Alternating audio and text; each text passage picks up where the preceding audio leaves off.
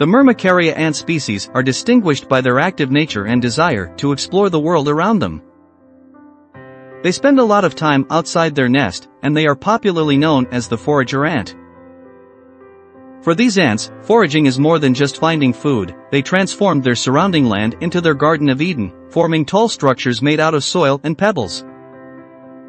Their colonization is vast, and it was noticed that ants literally conduct a hidden hunt in which they build shallow hill satellite nests under foliage or a small layer of soil near the food source.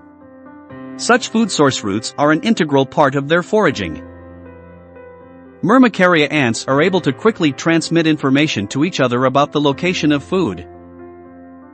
They communicate with each other, releasing special, strong pheromones that can be picked up from a distance. Myrmicaria are really interesting to watch as they travel far on their foraging trails. These ant species are very interesting and unpretentious. I love their friendly and active nature, especially when filming them in the wild. They are also very good at hunting collectively, and I can tell they can be fast and agile when food is around. While I was filming, I noticed that they would climb trees while being a subterranean ant species. They form really long trails when foraging up on trees, but are more sporadic on the ground. They reminded me of harvester ants, the Messer's ant species, and the way they walk appears clumsy, perhaps due to their physical characteristics. The most likely scenario is their uncommon design, where their gaster is on the underside of the thorax, hence their given name, the hunchback or archback ants. Their very distinctive body shape served as a chemical ejector that is always facing forward, which is deadly to small prey items.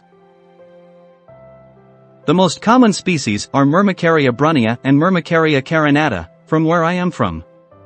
This species, which I have, may not be Myrmicaria brunnea after all, as I have noticed her color is different from the one I had. Myrmicaria brunnea has a darker red tone, and the legs are almost black. I suspected my Diele queen to be Myrmicaria subcarinata, a subspecies of brunnea. The queen, if fully extended, is 11 mm to 12 mm in length, and the subcarinata color is more orangey than maroon. They can be found in dense vegetation and on hilltops where temperatures are cooler than in urban areas. 4 years ago, I had a young and thriving colony of Myrmicaria brunnea. Unfortunately, the queen died without any reason, and since then, I have wanted to attempt to keep this species again. It happened after I moved her into a formicarium.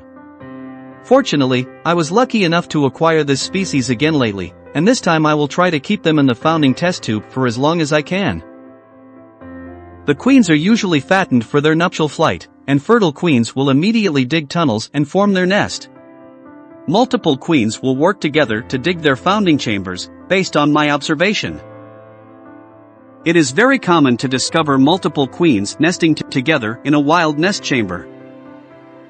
To raise the first generation of workers, their journey is long without food as the queens are fully claustral, therefore, their fat reserves in their gaster and thorax will help them endure. These Myrmicaria queens will lay eggs immediately in a test tube setup, but they are also known to lay unfertilized eggs, which are cloudy white in color. The eggs will gradually turn slightly beige after a week or so if they are fertile.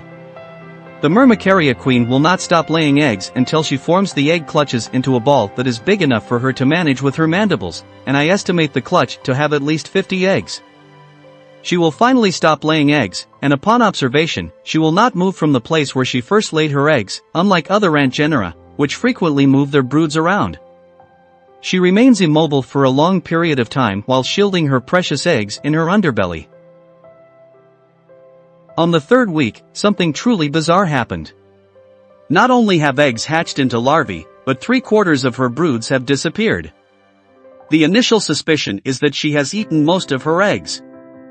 I find it very peculiar, and so I checked the rest of the founding queens, all of which had the same results. The majority of the eggs we saw 2 weeks ago had vanished. Upon closer inspection, there are remnants of their brood strewn at the entrance. Her eggs look like they had been sucked dry from their shell, perhaps eaten by the founding queen or larvae.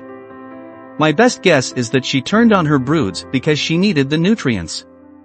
On the other hand, she could be selecting the strongest, most healthy bunch among them to be her first nanitics and euthanizing the rest. Nanitics are the first workers produced by an ant queen. Myrmicaria dialate queens, being fully claustral, produce smaller first-generation workers. These nanitics decide the initial fate of the colony, and thus eating the eggs and feeding her chosen larvae optimizes the survival of their own colony. In the past, I started the founding queen directly in a glass terrarium and produced up to 20 to 30 workers. I thought at the time I was doing the right thing, and I was bold enough to have them start directly in the terrarium. Many things could go wrong, like over-moisturizing since it was a planted terrarium or parasitic mites that could harm them. I also wanted to witness their architectural skill in erecting towers from substrate, which they are known for.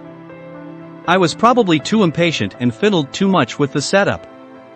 Feeding my small colony at that time wasn't difficult. The workers are nimble and will respond to food immediately, but like all founding colonies, they are rather timid and didn't show themselves when I was present. As they grew in number, their appetite and bravery grew, and foraging outside their nest became a daily routine.